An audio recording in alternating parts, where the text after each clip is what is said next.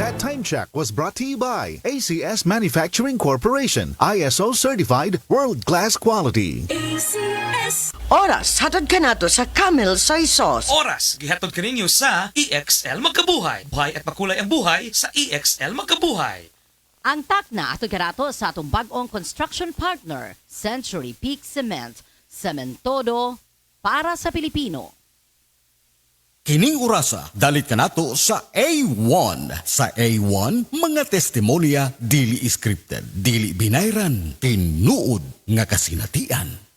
This time check is brought to you by Centrum Advance para sa extra resistensya at proteksyong pangbuong katawan. Take Centrum Advance every day. This time check is brought to you by Try the new Surf, now with instant bango at instant puti. Best ever humot. Sinaw sa kaputi, murag mahal kaayo. Base sa teknikal nga pagsulay kumpara sa sabon ni Brand X sa polyester. Aton pamatian si Sir Jonathan Granada sa Life Extension Philippines para sa Super Fiber. Super Fiber, isa ka di kalidad, epektibo, garantisado ini siya makabiyanan. So fast-acting colon cleansing product sa healthy nga pamaagi para sa matinlo nga colon para mapalayo kita sa risgo nga kita ang matubuan sang cancer sa colon naton. Mag-inom adlaw-adlaw sang Super Fiber. This is recommended by medical doctor nga product kag ini is exclusively distributed by Life Extension Philippines. The fast-acting colon cleansing product approved by the FDA Philippines para sa masulhay ng pagpamuhin. Super Fiber, mabakal sa mga butika.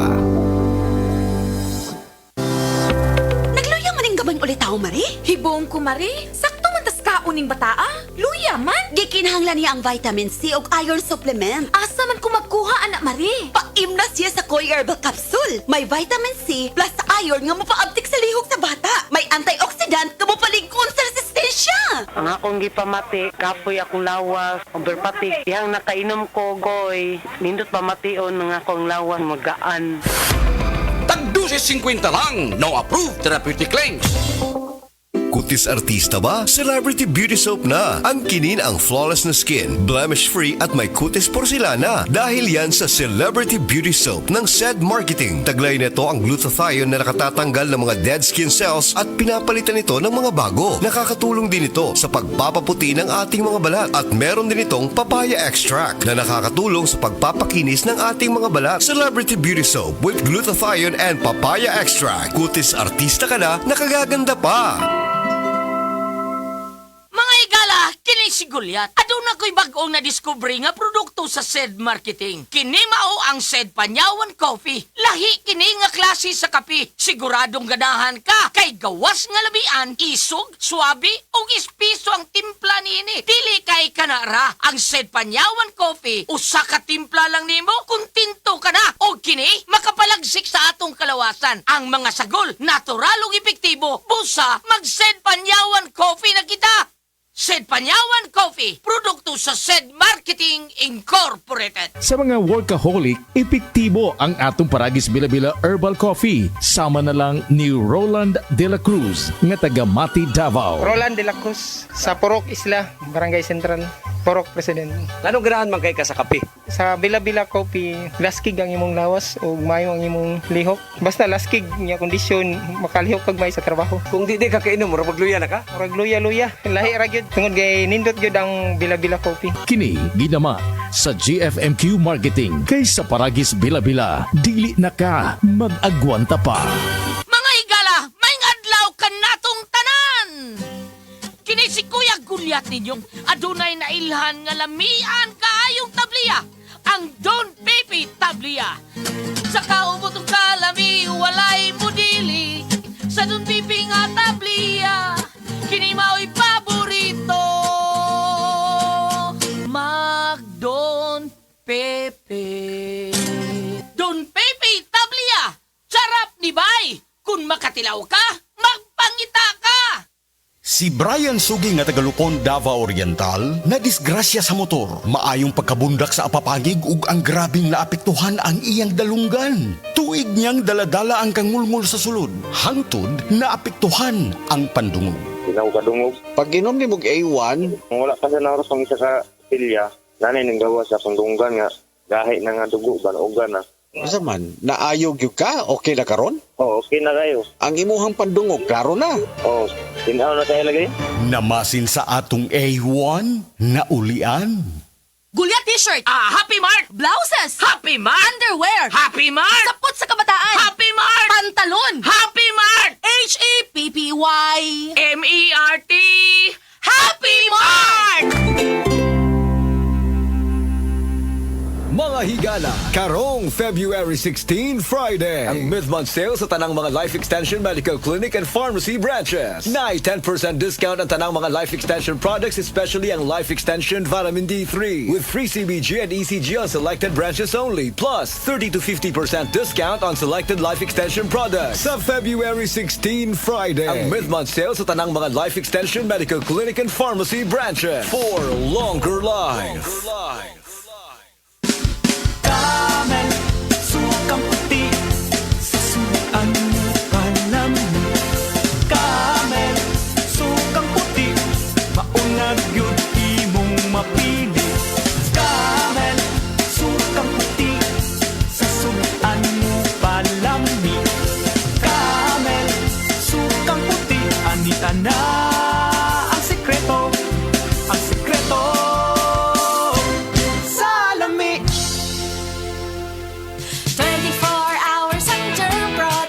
Ng Shield Bath Soap, Shield Bath Soap. 24 hours ang germ protection ng Shield Bath Soap, Shield Bath Soap. Protektahan ang kalusugan ng pamilya. Mag-Shield Bath Soap regularly. Kills 99.9% ng germs at recommended pa ng Philippine Nurses Association. Mag-Shield Bath Soap, Shield Bath Soap. Shield. Galit sa sakit, may malasakit.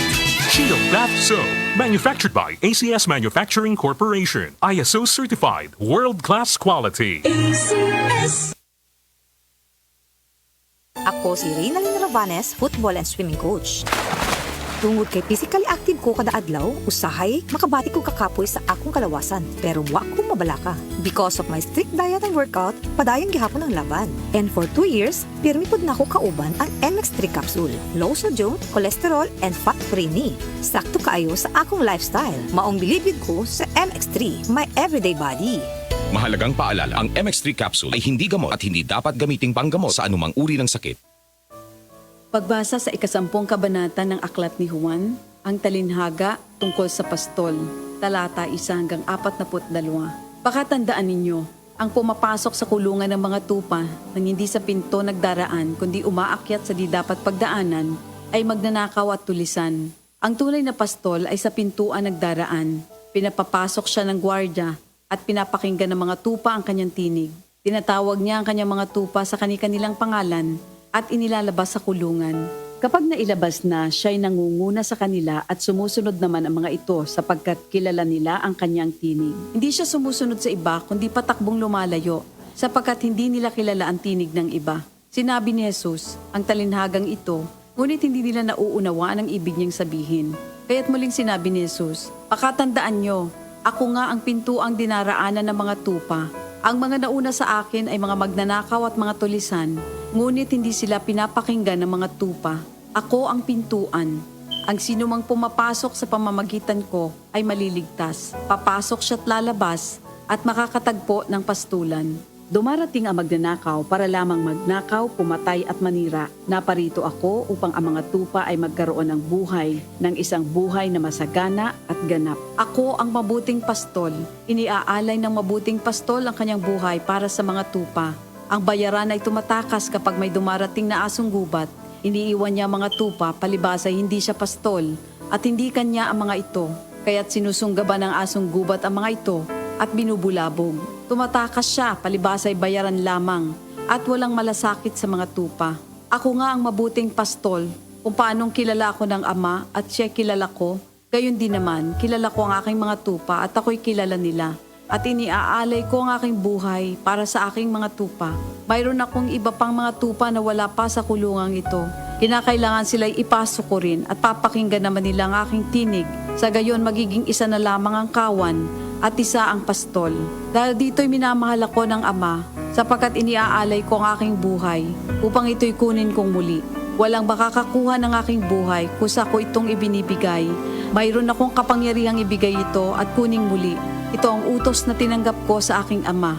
Dahil sa mga pananalitang ito, hindi na naman nagkaisa ng palagay ang mga Hudyo. Marami sa kanila nagsabi, talagang sinasapian na ito ng demonyo at nababaliw. Bakit ba kayo nakikinig sa kanya? Sinabi naman ng iba, hindi nakakapagsalita ng gano'n ng isang sinasapian ng demonyo.